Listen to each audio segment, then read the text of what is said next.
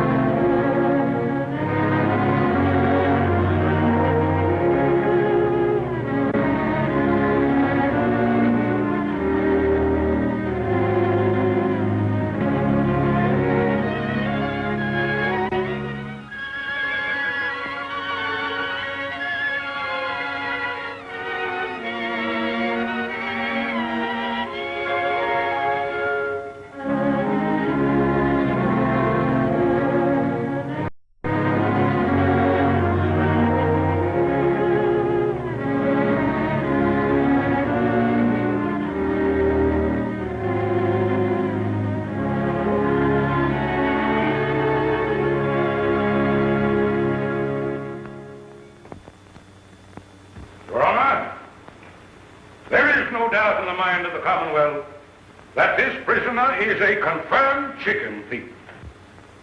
He has no place in this God-fearing community.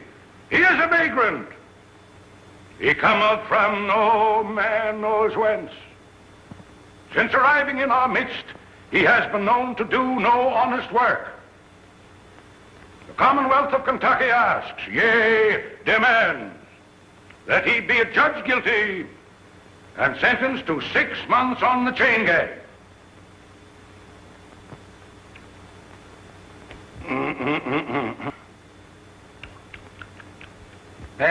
Hey, boy, wake up there.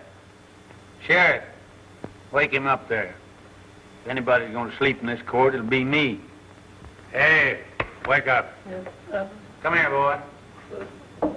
There. Come on over here, right there.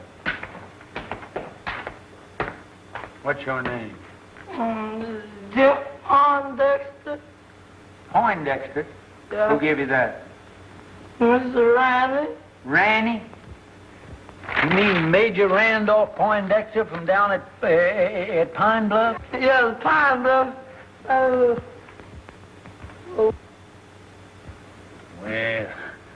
looks like you Poindexters is always getting mixed up with some chicken somehow. Hey, Sergeant, it seems like I recollect you and Major Ranny having some connection with the flesh of the fowl at one time. Don't good if we didn't. You know, Major Ranny was the fire-eatingest soldier that ever chased a yank up a tree. You know, Billy, you and me put near starved that day when we went foraging for a snack after the Battle of Chickamauga. Chickamauga? No, it was the Battle of Kennesaw Mountain. There's no such a thing as a Chickamauga. Oh, you're both wrong. I'm wrong. It was the summer of '63, and we were just outside of Nashville. No, Billy's right.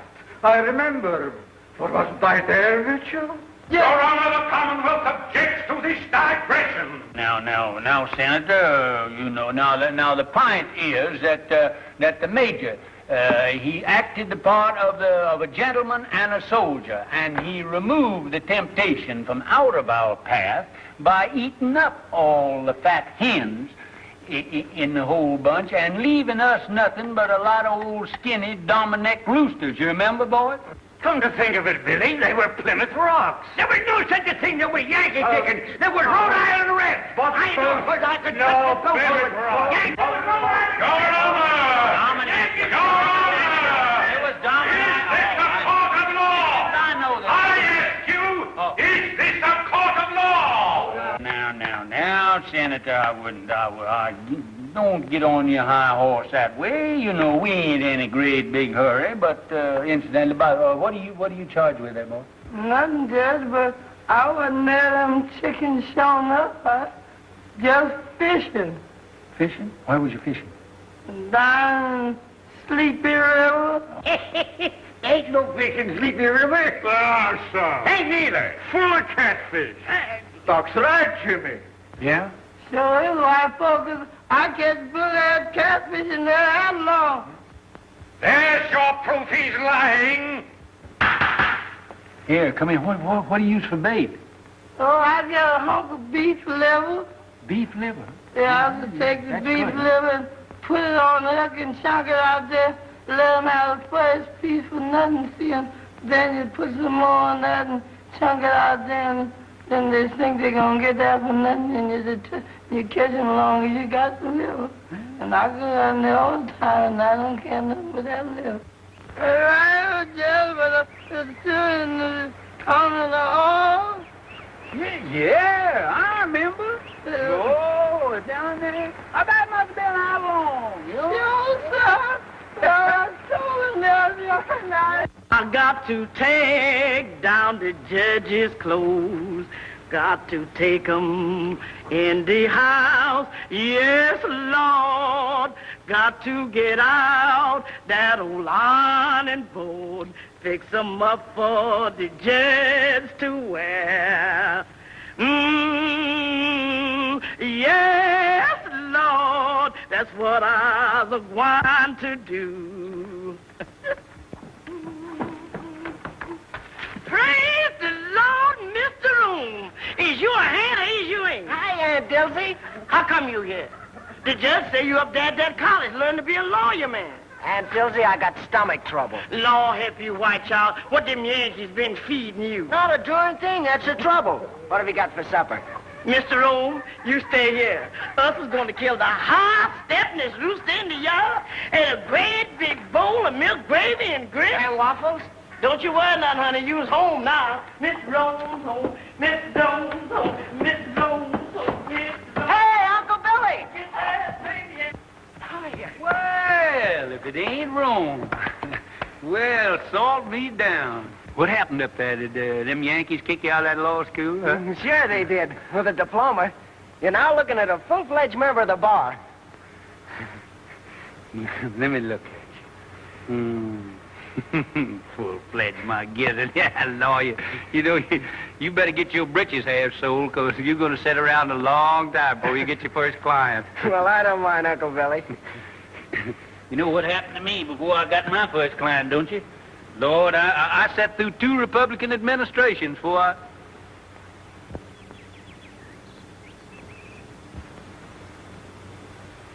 Who are you playing? Oh, I'm just doing a little practicing here for the championship. I got Jeff here. He's doing the retrieving for me. Me and Herman Felsberg is going to play against Jimmy Bagby and Doc Lake. 2 of them balls down there, will you, Jeff? 2 again. Mm-hmm. Remember the last time? I'm going to show you what had happened to Jimmy Bagby now. If he's, just want to show you how far I can... Just, ooh, look at... Look at them Yankee shoes you got all that, Jeff. Look at that. Yes, I never seen shoes with buttons on them before. I seen pants, but... Oh, say, that's fine. Oh, just take your button shoes with you and just step that off and see just how far it is. All right, I think that's Uncle about a Billy. record. 1, 2, 3, 4.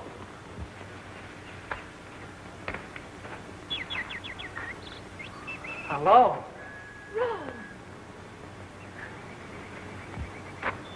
Glad to see me? Why, I thought you were still up north. I got in this morning. How'd you know I was back here? Well, I didn't, but Uncle Bill... My, you look pretty with those things. Isn't this a lovely spray? Mm-hmm. Now, young lady, I want to ask you a question. Please let me down, Rome. Miss Gillespie, will you please tell this court why you didn't answer my letters? I've got to go in. Really, I have. Now, tell the truth, the whole truth, and nothing but the truth, so help you. You know why. All I know is that changed since I went away. That isn't it, Rome. It's just that we've grown up. You mean you don't like me anymore? Oh, Rome. Well, if my mother or anybody has said anything... Oh, Ellie Mae, I mean... Well, I'm old enough to choose my own friends. Please let me go. We've got to get this thing settled once and for all. I've got to go in, really, I have. All right, then. I'm coming back tonight and find out what it's all about. You can't. I have an engagement. Who with? Fleming Talley. Well, how about tomorrow night? Oh, Rome, it's no use. All right. That's the way you feel about it? You can sit right there till we understand each other. That's all right, that's all right. We need no more practice for them old men. Besides, that exertion calls for a julep. Yeah, but you gonna wait for that young gentleman for you? Wait for him? Unless young folks has changed since I was skirmishing around. He won't be back for quite a while. Just look at that goat.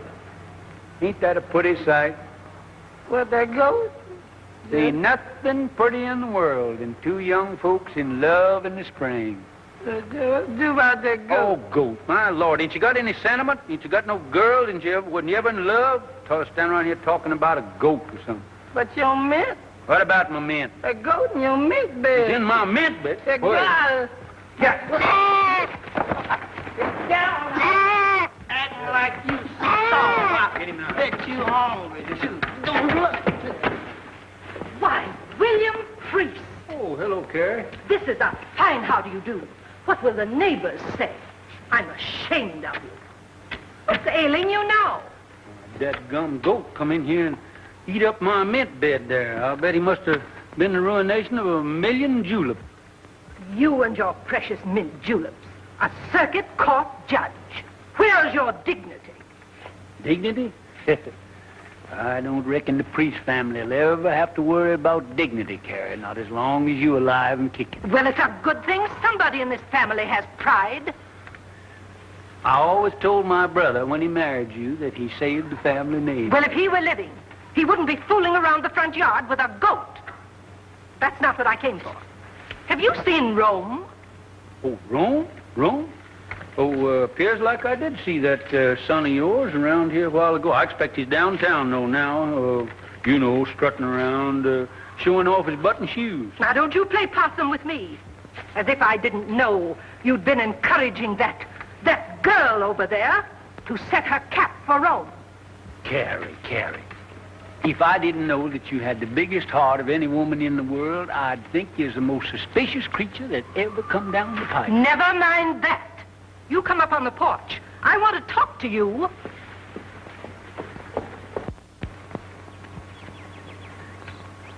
If I'd have known that's the way you felt about it, I wouldn't have hurried home so fast.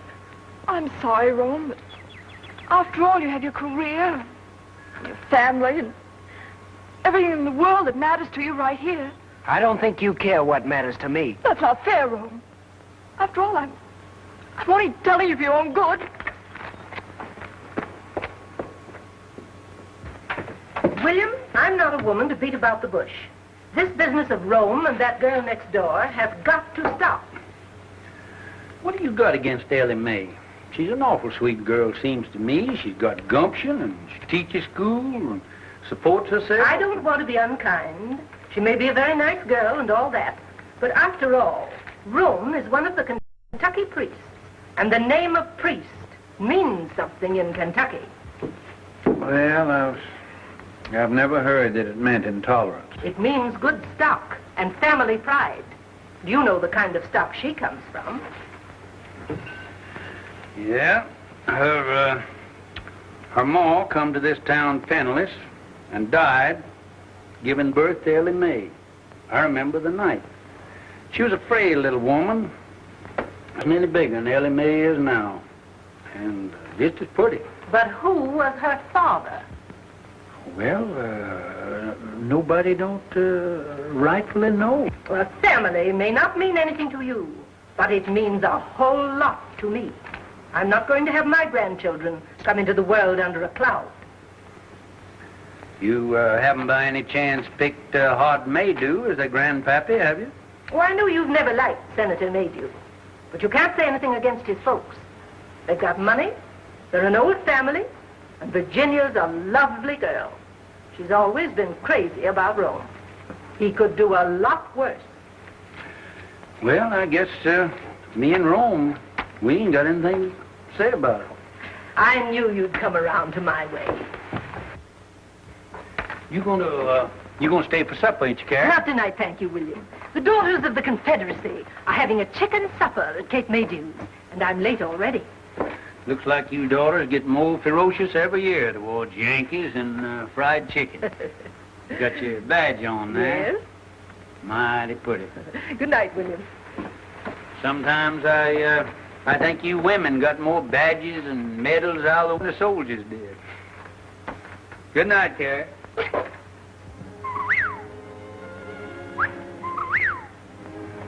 Listen to that old whippoorwill calling his mate. Him and his kin has been nesting around here for nigh on 30 years. It's a lonesome kind of sound, isn't it, Uncle Billy? Tis so. You know, the good Lord never meant for nobody, either man or bird, to live by themselves. Uncle Billy, why didn't you come and live with us after Aunt Margaret died? Oh, I never could stand him all's cooking.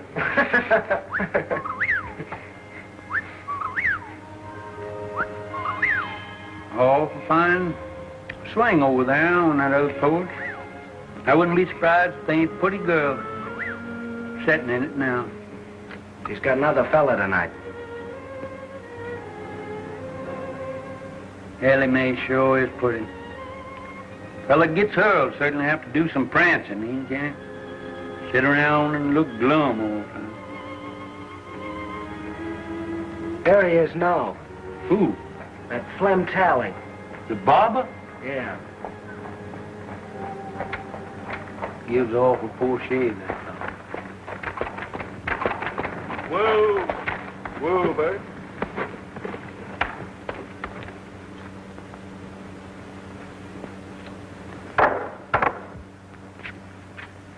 Yeah, I am, honey. Here's good news.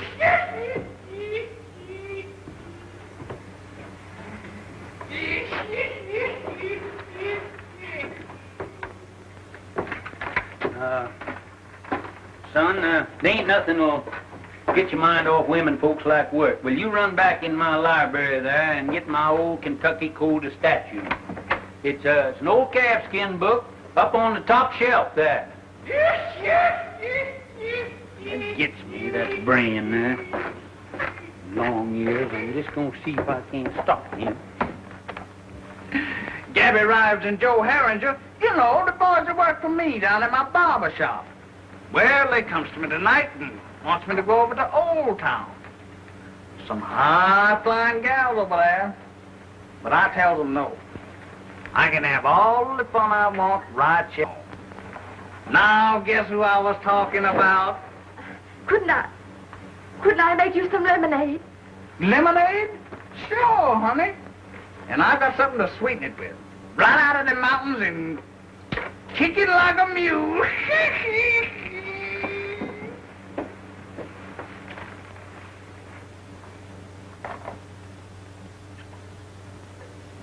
Jack! Oh, Jack, you see anything about the Flem Tally, the barber man around here? No, what'll he be doing around here? I don't know, Judge, but they're headed this way for him. What are you talking about? Who's they? Some lady's pappy, two-barrel shotgun. He said Mr. Tally's been messing around. He sure is in a killing mood. Well, you mean that he's going to annihilate him? No, sir. He just is going to shoot him. That's all. Well, there ain't a thing that I can do about it. My job don't stop until they've got him all laid out in the morgue, full of buckshot, cold and dead, and ready for burial. Then I steps in. But you, Judge, you are the law. Oh, I can't do a thing about it, as I said before, until the shooting is over. And then I'll certainly see that the murderer gets a fair trial.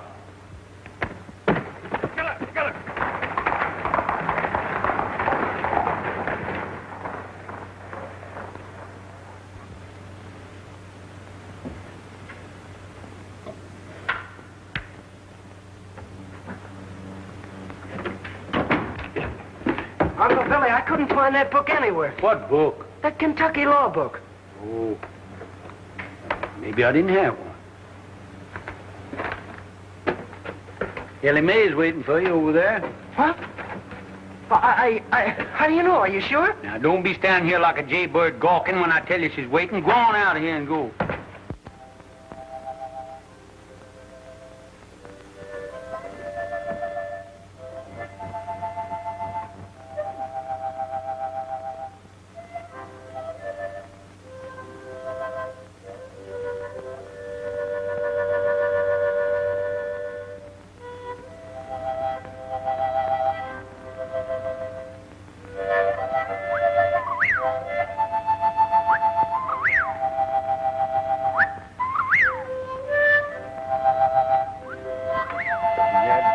Whippoorwill. Mighty poor company on a night like this. Good night, Dad.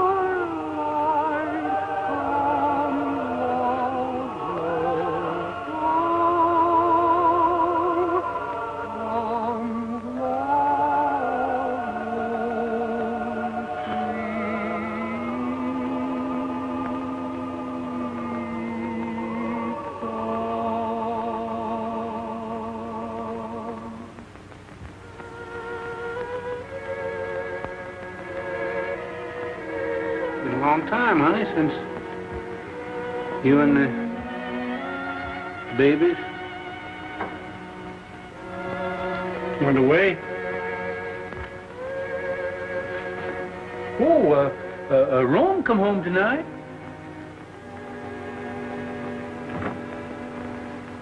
Little Robert E. would have been,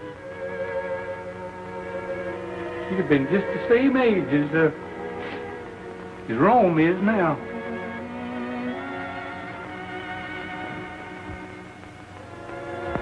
I guess it's Rome coming home is what makes it seem more lonesome than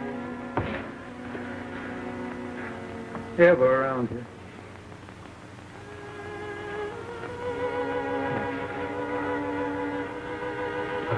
Honey, you know that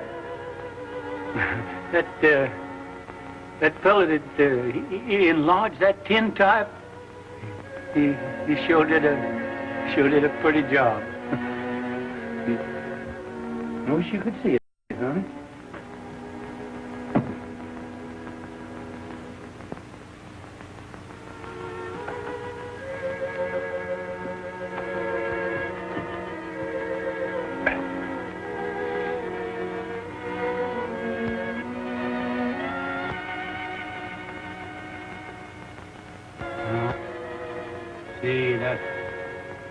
That fella put that gilt on there. Regular humbug. Got to get that fixed.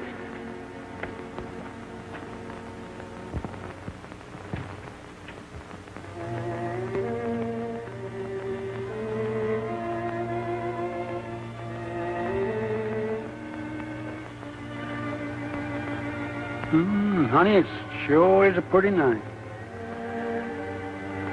Been awful late spring. But I don't know when I've seen the flowers looking better this time of year.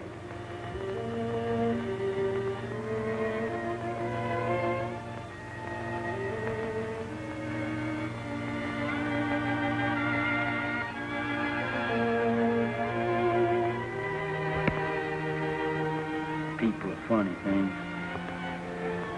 Always got their eye set on something. Rome, he's got his eye set on Ellie Mae, and Carrie, she's got hers set on old Hard Maydew's daughter, Rome. Old Hard, he's got his eye set on my job. Some of them's going to be disappointed. Them honeysuckles sure do smell sweet. Seems like I just can't get my nose full enough of them.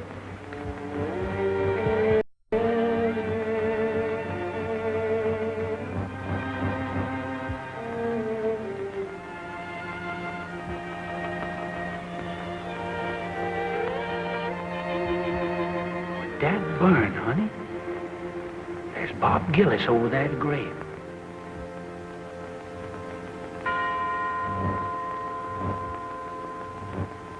It's at Ellie Mae's mother's. You're a pretty boy, though. Yes, sir, you is. Hi, Jimmy.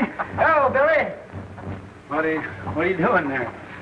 Figuring on getting called to the colors again? Hello, Gillis. Well, You never know what them Yanks is going to do.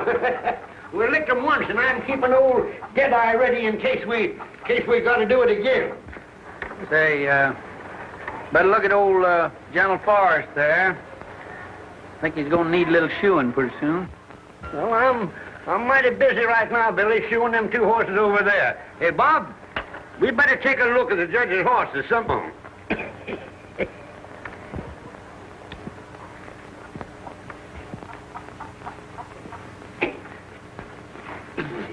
Now, Snifter, good corn.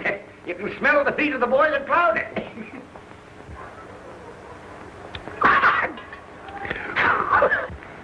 That breath of yours is like a hot mince pie. Where you going? Going fishing.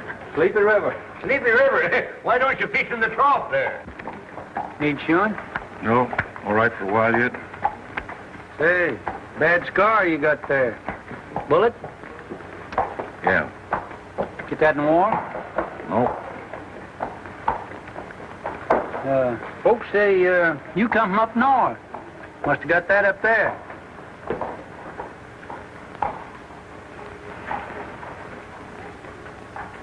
We'll talk to Jeff first, find out anything. Hey, wake up here. Somebody come along, steal a horse, and leave you sitting here holding the line.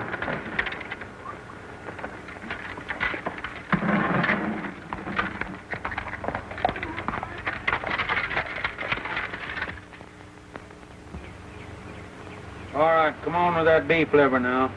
The bait is in bait bag. All of this keeping head Hurry up now. and liver. Oh, gee, don't tell me you ain't got it. It look like that liver them walked off by itself. Lord. Here, I'm going to catch any catfish and ain't got no bait. Take this dime now and hurry on back to town and get me that beef liver. Hurry up now. All right. Actually running now. This is the way it is. You going to put your shoes on? Look, I'm save them in case my feet wear out. And then I have them. Much sitting around as you do, it won't be your feet that'll wear out.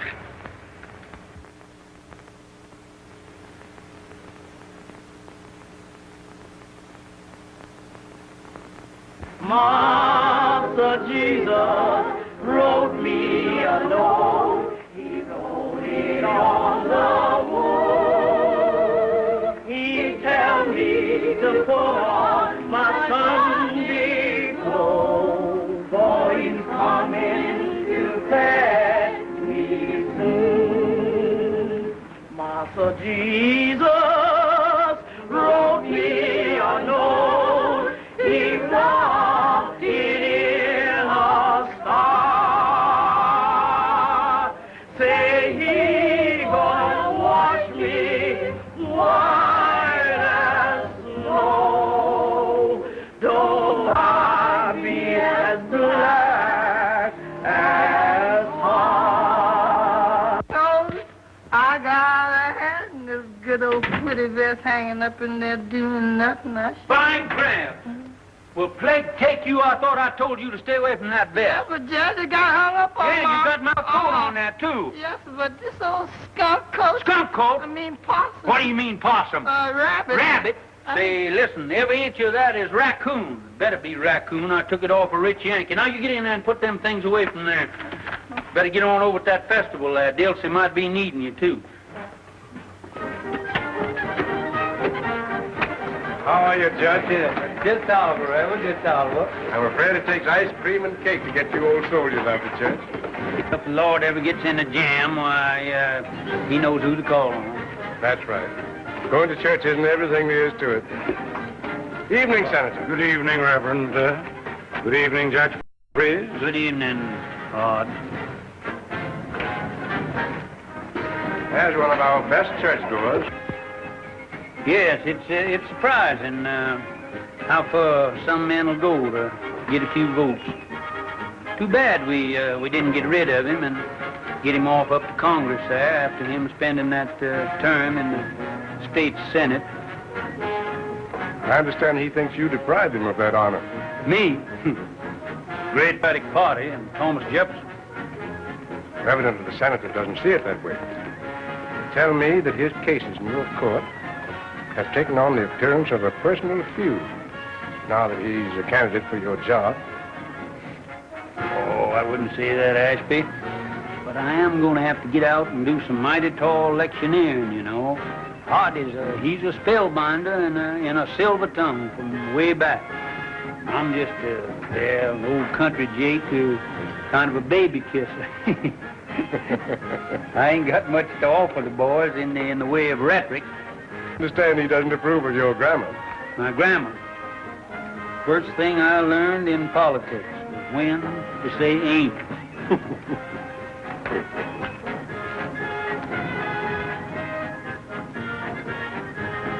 Speaking of ice cream, did I ever tell you about Shiloh?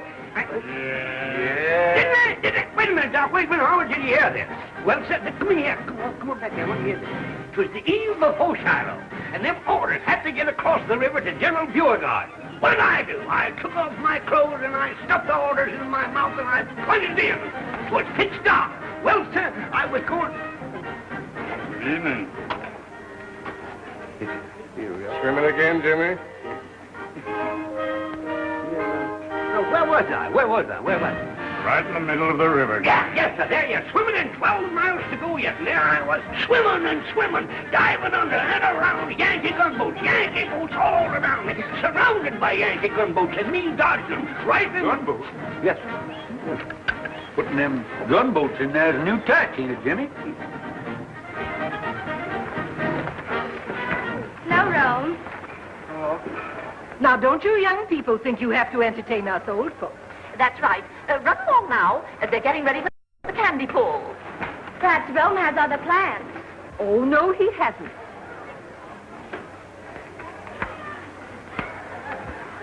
I declare, Virginia gets prettier every time I see her. And I know you're happy to have Rome at home again. Oh, he's such a nice boy. Don't they look fine together? Look at them, Horace. Ah, yes. Youth, beauty. Why, I remember first crossed the threshold of my young manhood and listened to the sweet murmurings of my heart.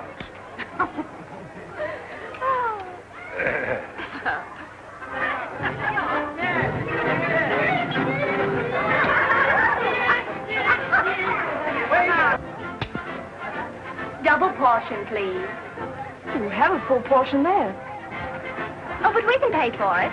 Can't we, Ro?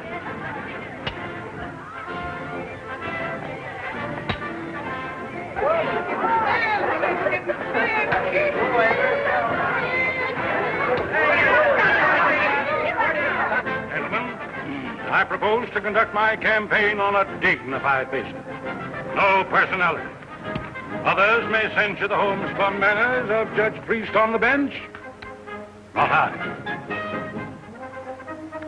Others may question the methods by which he has held political control of the county for a quarter of a century. Not I. Oh, gentlemen, merit alone will count in the forthcoming election. Where have you been keeping yourself, Ro? I think you've forgotten where I live. Nothing like that. Mother and Daddy are always teasing me about you. I tell them you don't care anything about me.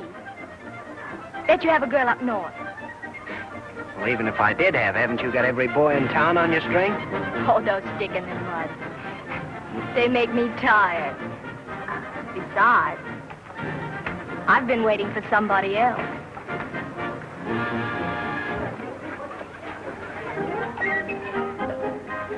Attention. Say, what's the prettiest gal at the festival here? Moping around back here by herself, huh? You want some taffy, Judge? I ain't much of a taffy puller.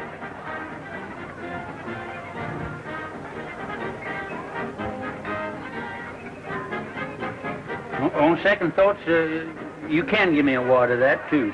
All right. Put the butter on your hands first. Oh.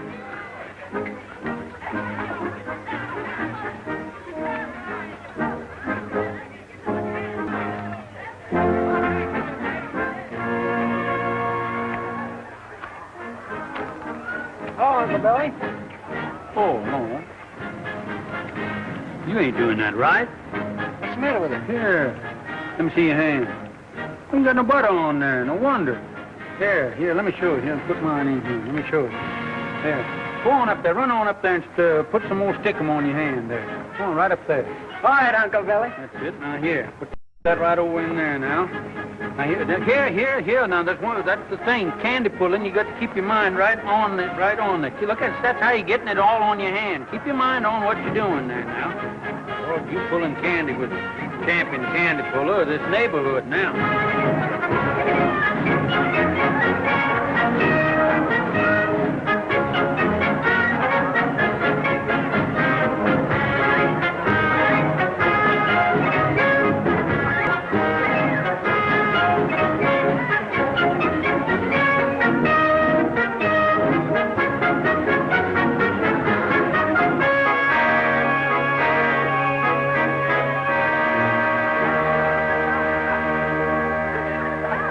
I think this is your fault. The sun shines bright in my old Kentucky home.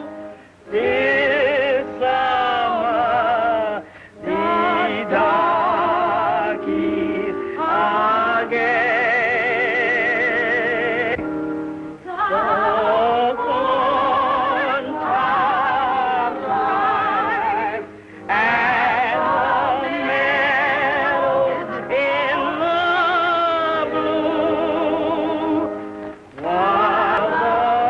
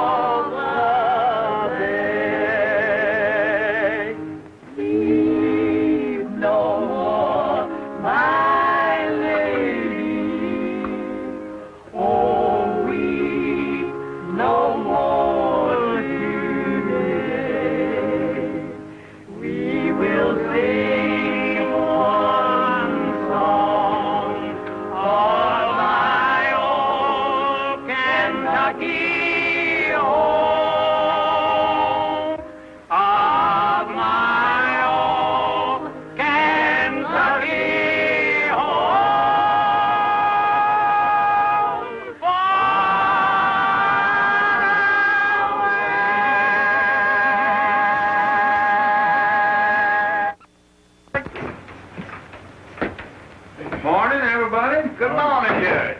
You next. Hey, Flem, you got the only lively spot in town. Here, Gabby, what's the latest news in the paper this morning? Hello, Lodge. Howdy, Judge. Hey, you ain't been in lately, have you? Good morning, Mr. Morning.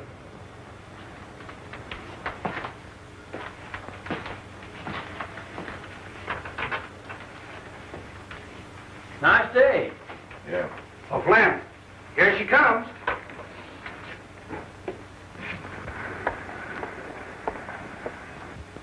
And does she like her Flemish? Hey, Flem, when you two getting hitched? Don't know if I heard nobody talking about marriage.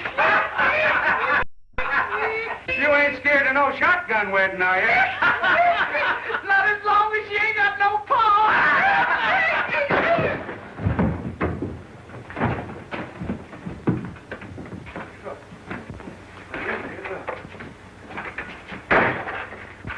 Say, that fellow's going to make himself mighty unpopular around here. That's right, Judge. Yeah. There's about 2,000 male citizens here that's going to be mighty sore at him. Yeah. When they find out that he punched y'all before they could.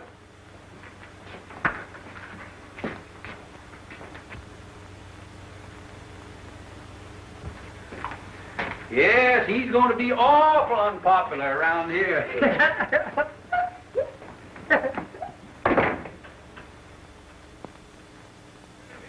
Remember, we're not licked to the last shots fired. You ain't going to have no excuse. I got the grounds in good shape. Yeah. You choose up with them. There you go. Yeah. 1, 2. Yeah. Oh, your hands shook. Who starts, Herman? Yes, sir.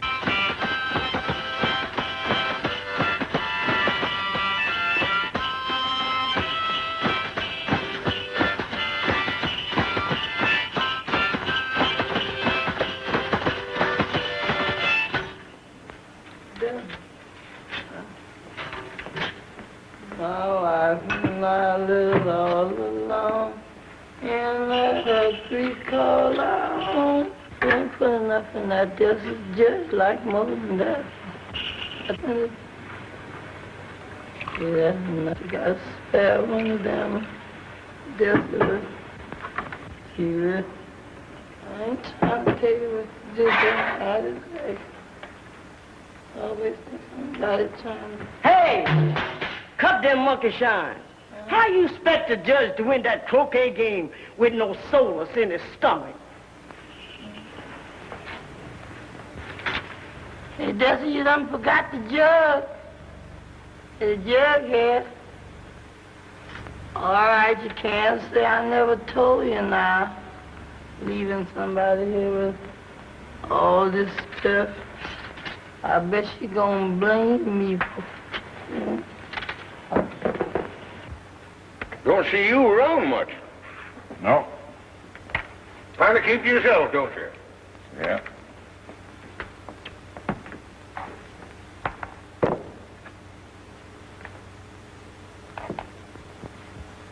Joe, get some more beer while I knock me that 14 ball down there in the corner. I'll pay for it. Hey, Phil, Gillis is out there. Yeah? Yes. Come on, let's get it. No, hold your horses now. He'll be heading to you in a minute, going home. Fellas with me? Sure. Sure with you.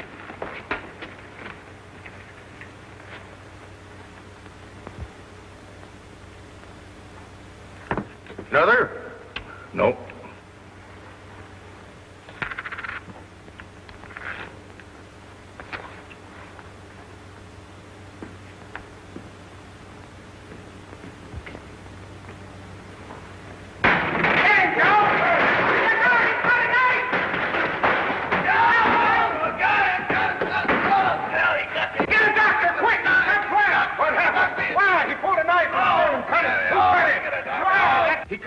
We saw him. With the knife? Yeah, we saw him, Joe. Look at that. Cut it. Cut it. Wow, that blacksmith fellow. Well, that's a fine thing.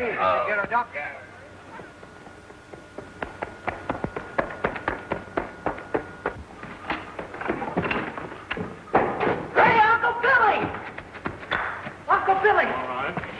Uncle Billy, I got this report.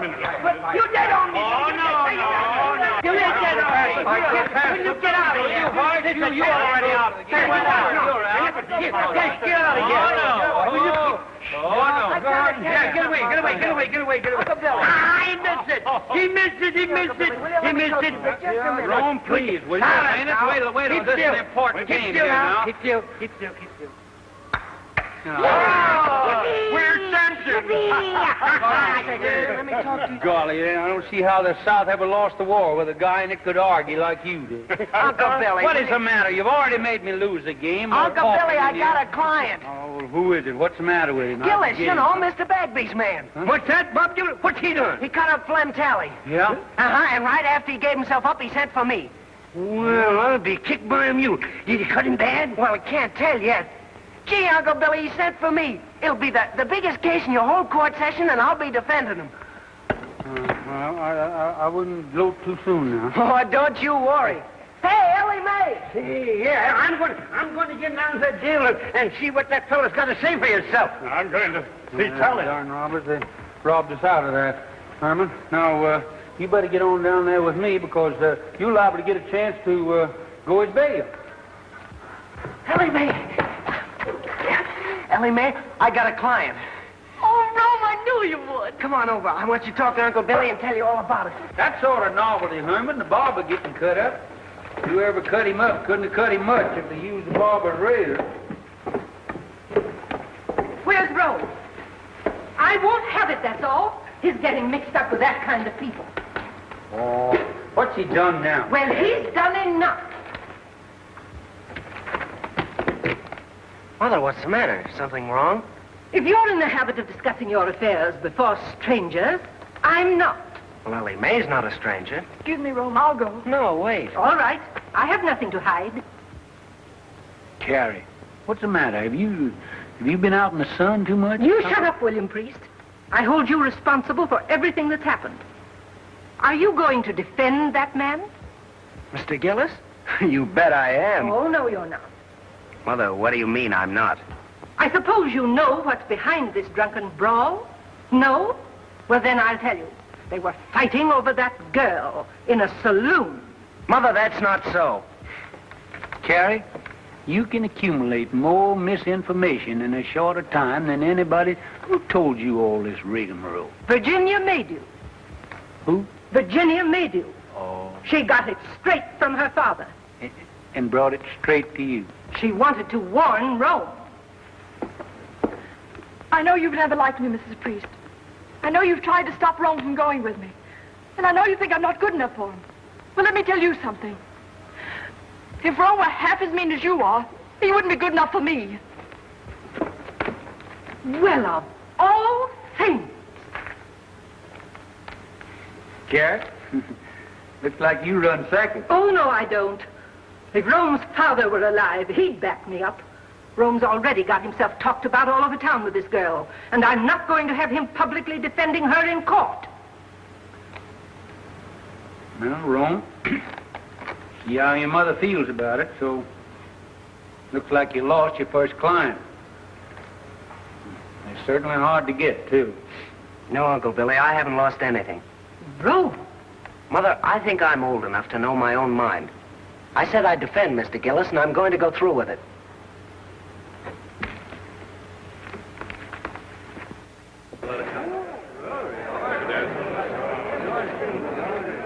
Right this way, Reverend. Have that chair there, please, sir. Hi, Irvin. Hi, Lou. How are you? All right.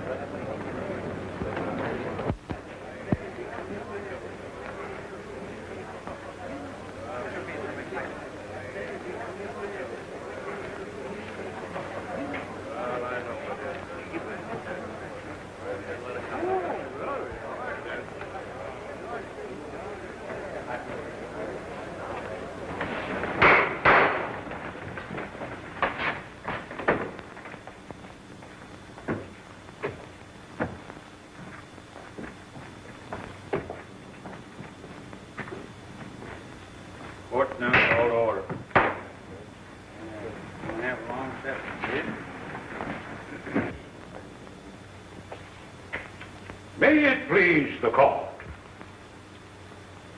I would point out that for many years, a political and personal difference has existed between your honor and myself. Now that I am a candidate for the exalted office which you have held for so many years, those differences have reached a point where, for the protection of the people, I must demand an impartial trial judge. Perhaps I'm getting deaf, but the fact had never reached me before. Are you insinuating that you won't get full justice in this court? I maintain that my language was sufficiently plain for any comprehension, however obtuse. But I will make it even franker. I charge, in the presence of two witnesses, you took sides with defendant Gillis in a prior attack upon this plaintiff. I've been sitting on this bench for nigh on 20 years, and nobody has ever asked me to step down. I'll file an affidavit of prejudice. That won't hardly be necessary. Then I call upon you, Judge Priest, to vacate the bench during this trial and yield your place to a qualified judge.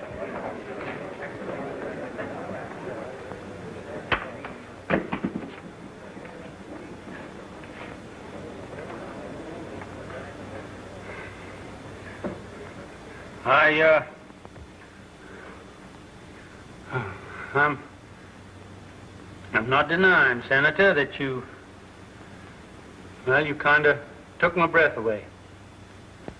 I guess I had just sort of got the habit that I was took for granted here on this bench. Gosh, I was putting you raised in this courtroom. When I quit fighting, 65,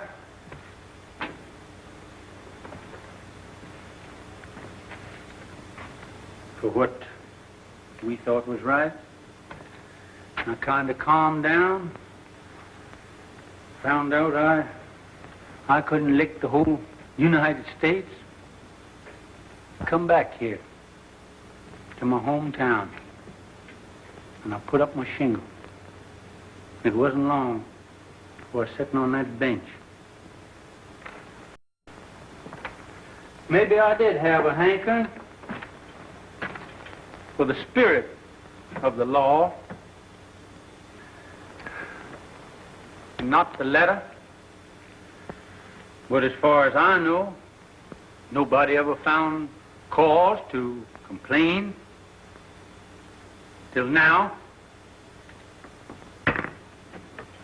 Now you jury, you feel everything that I've said,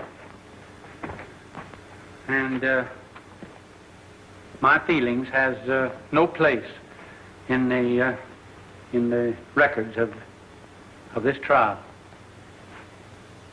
Now, if you'll excuse me, neither side has any objection.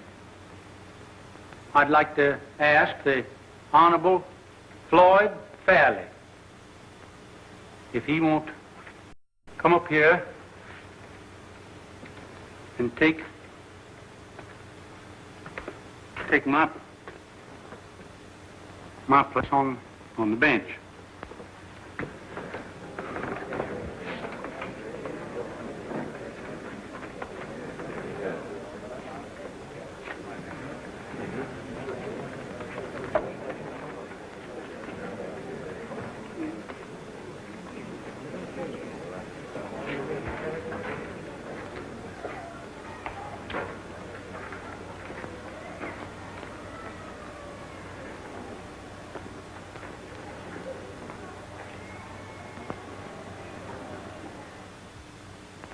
Well, what happened then?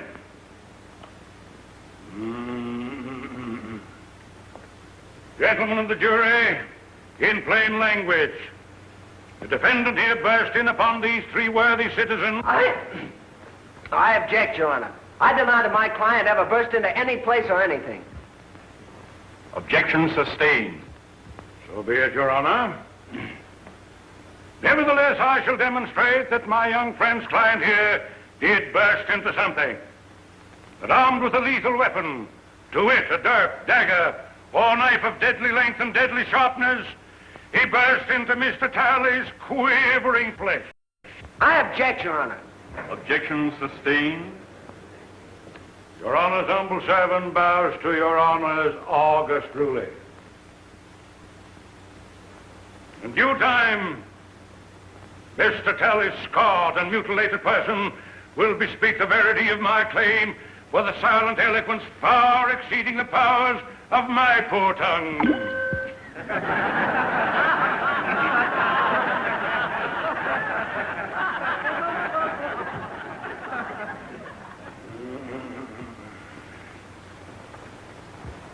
We was playing bottle pool when he come in and attacked at me. Didn't you attack him with a billiard cue? Not until after he come at me with a knife. Well, it's just like Flem says. We wasn't paying him no mind, and he come looking for Flem. But weren't you three all armed with billiard cues? Well, never heard of nobody playing pool without them.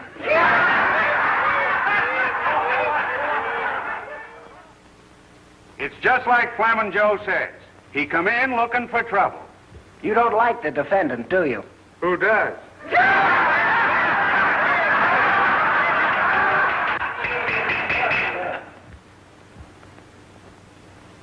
Your Honor, the defense is through with the witness. I should think my young learned colleague would be glad to be through with the witness. Your Honor, the prosecution rests.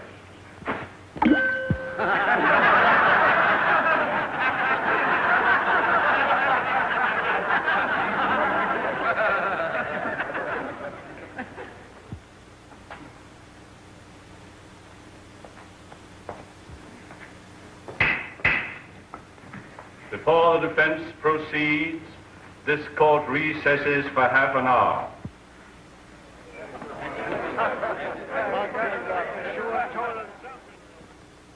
I don't know why you did it, Mr. Gillis. The Judge Priest told me what happened in the barber shop. Oh, you've got to tell the jury. They'd never convict you in a million years if they knew you were defending a girl's name. Don't you see? You can't think of me now. You've got to think of yourself. Look, Mr. Gillis, I don't want to bring Ellie Mae's name into this thing any more than you do. But she's right. They can give you 10 years for assault. And the way Maydew's working on the jury, they'll give you the limit. Well, you've got to tell the truth, Mr. Gillis. Don't you see? You've got to. I ain't gonna tell him anything. Yes, sir. Tally lied all the way through. And Herringer and Gab Ride, they lied too. It was 3 against 1 in Billy Gaynor's back room, and it's 3 against 1 in this here courtroom.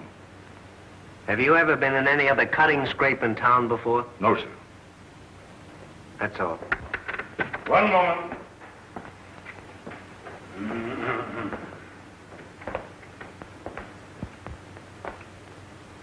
Where do you come from, Mr. Gillis?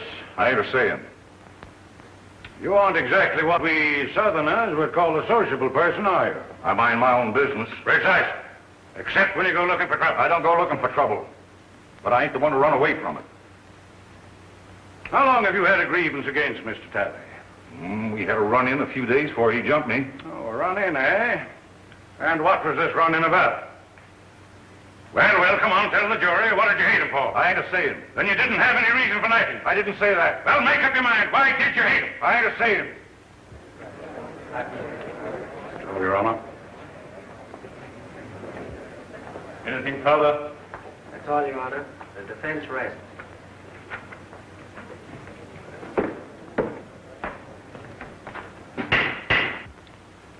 This court will adjourn till tomorrow morning. It is our hope that the summations will be brief, so that we may all attend the reunion ceremonies, which begin at noon.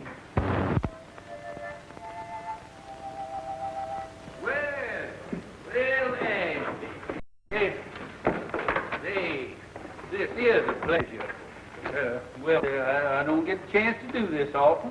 You certainly does me honor. Here, Jeff, make the Reverend comfortable, lad.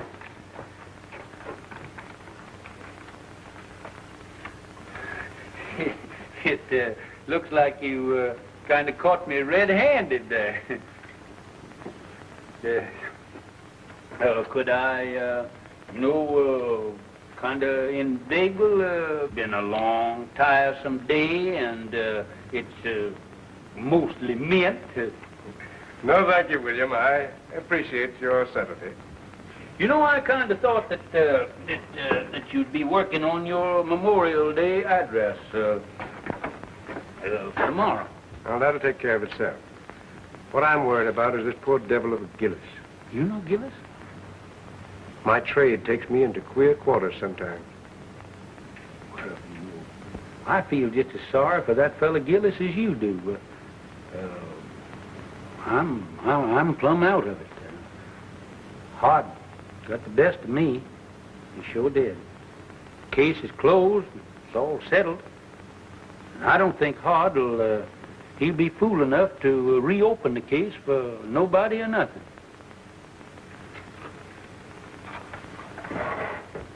William, I have a duty to perform. The Christian's duty. I'm going to violate the sacred confidence of another. I'm going to break a pledge of secrecy because it's the only course that I see that lies before me. I'm listening, Ashby. 25 years ago. The judge has sure been hard misery. Reckon folks ain't been acting just right. Maybe his stomach's been complaining, and he needs a toddy this night. Yes, Lord.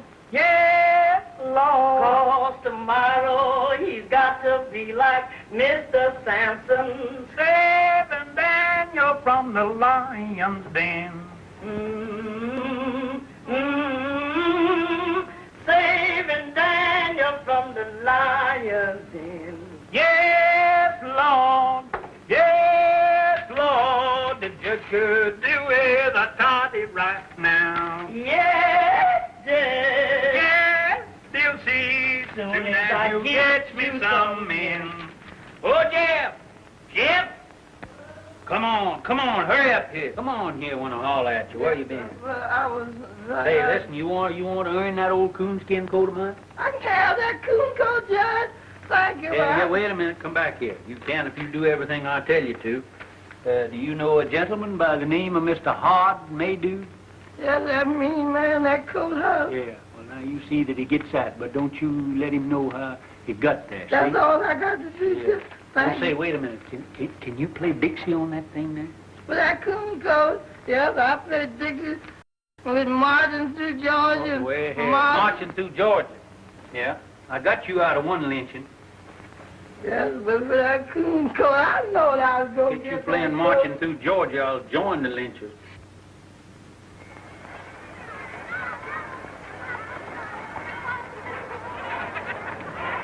Hello, children.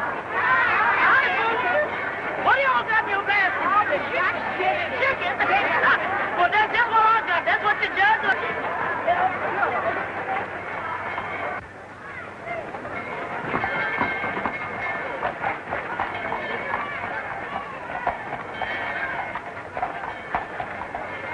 Hey, the jury's coming in.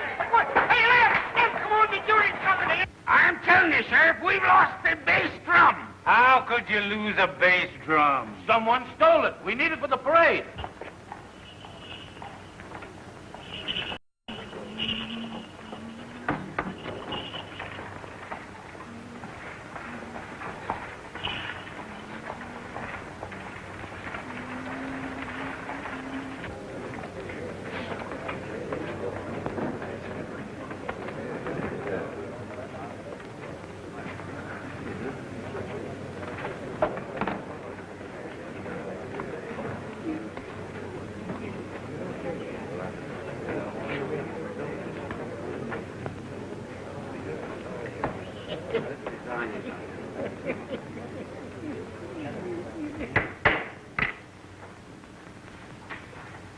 You may begin your summation, Mr. Prosecutor.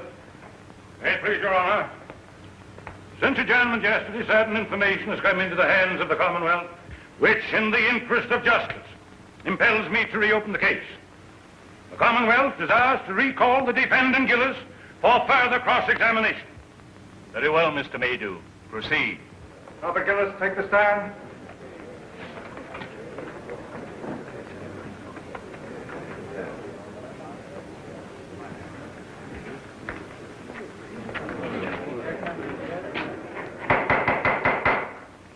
Your Honor, as I recollect our procedure, for the time being, I'm an ordinary member of the bar. In good standing?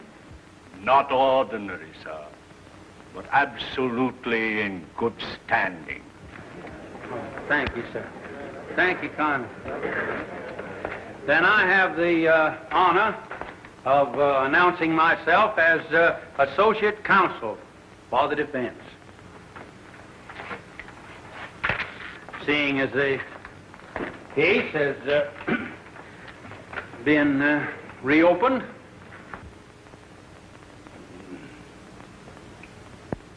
Mr. Gillis, were you always a man of turbulent and violent nature?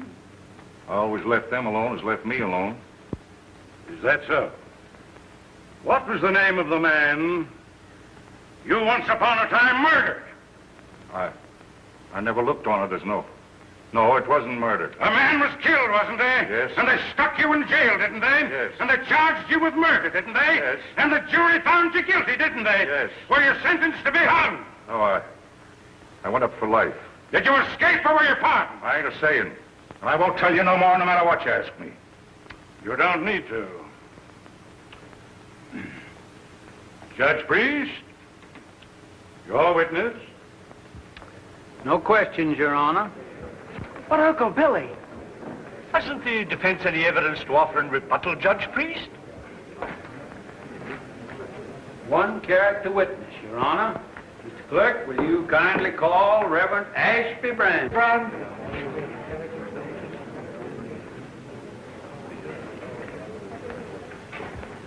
Do you solemnly swear to tell the truth, the whole truth, and nothing but the truth in the case now pending in this court? I do.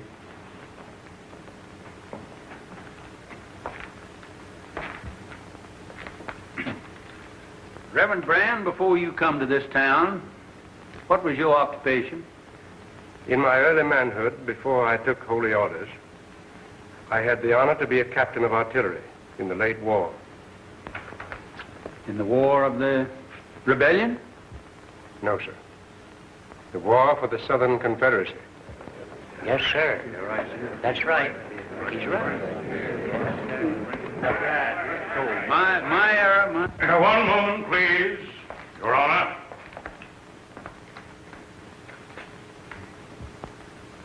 I yield to no man in love and everlasting devotion to that sacred lost cause for which my people fought and bled. But though I cherish all those dear and everlasting memories, which even the bare mention of that great conflict must awaken in every true Kentuckian's bosom, I fail to see any possible connection between this reverend gentleman's military record and the guilt of this man Gillis.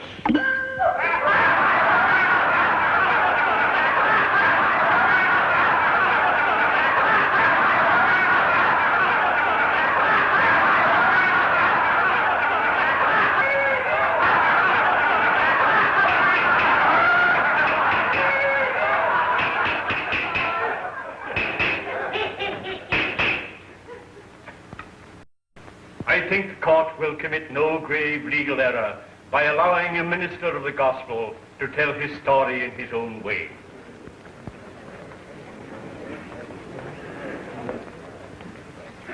Meander along, Reverend Brand. As many of you know, I am a Virginian. On the day my state seceded from the Union, I enlisted. I was a private in Penn's, Virginia. By the latter end of the third year, I was in command of that battery. All the officers ranking me had been killed or disabled. We lost heavily at Chancellorsville. And at Fredericksburg, We were almost wiped out. We kept our field pieces.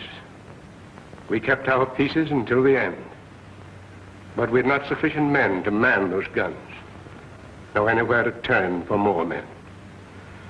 There were no more men left to come in.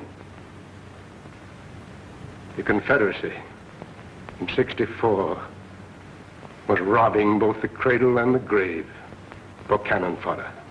Well, sir, I got temporary leave and went to Richmond to see our war governor. I said to him, "Sir, I've come to you to ask for men to serve my guns." He laughed and said, "Tell me where they're to be found." I said, "Among the chain gangs from the state penitentiary." He said, "You've come too late, young man. I've freed every convict that might conceivably be trusted with freedom. There are left only the lifers, and I dare not turn them loose. They are working under guard, building defenses for you to fight behind." He opposed me, but I argued with him. And finally, I won. He gave me authorization, signed it, and with his own hand, affixed the seal of the sovereign state of Virginia. I rode back to the line, sir, and I found my chain gang. I told them to drop their tools and line up before me. I told them, if you go with me, you go to face a hell of destruction and suffering and death. But I said, if you do go, you go as free men, as soldiers of the Confederacy. Your past will lie behind you, and your future, if you survive, is in your own hands. And I promise you this much: if you stand fast, if you do your duty, if bravely and honorably you acquit yourselves as men, then such of you as live through to the end, and some of you will live, are not to come back to this. It's for you to decide. Those who remain behind, stand fast. Those who come with me, advance one pace. Gentlemen of the jury, I tell you, they came at me like a wave from the sea, every one of them. And as time went on, they won for themselves the name of the battalion from hell.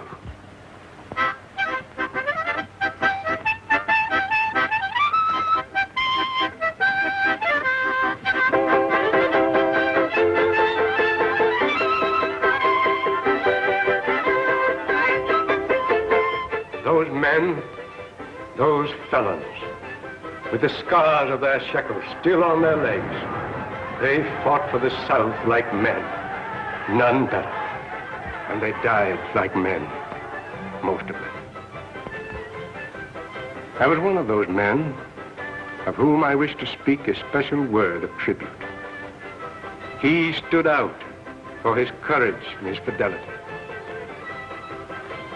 for his worth as a soldier and a man, most of all, for his invariable truthfulness under all circumstances. He was from the mountains of my own state, a man who spoke little, but did much. I saw him once go out under fire during a battle to rescue at his own risk a wounded Union officer who lay there helpless between the lines. Another time, our stars and bars was wrested from our hands. We fought breast to breast that day. This man of whom I'm speaking threw himself on a riderless horse and rode into the thick of it, and by the grace of God came galloping back from the jaws of death, our colors clutched in his hand.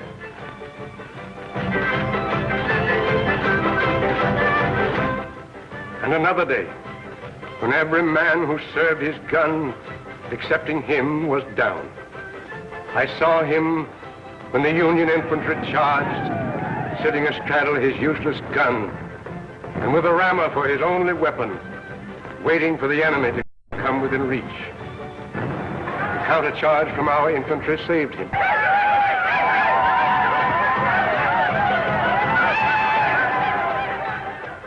But he had stood fast, and he was alone.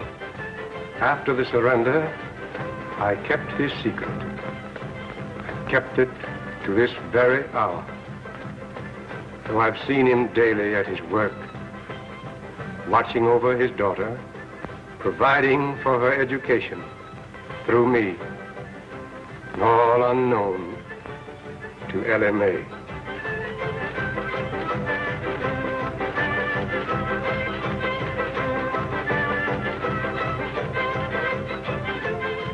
Gentlemen, as a soldier, I knew that man as Roger Gillespie. You know him by the name he now wears, Robert S. Hooray for Jeff Davis, the Southern Confederacy, and Bob Gillespie!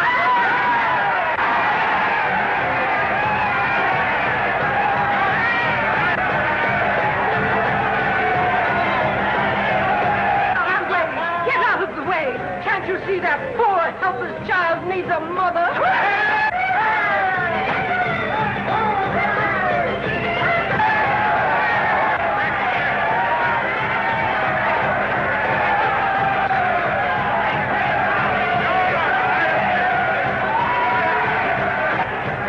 That's fine. That's great, Jeff.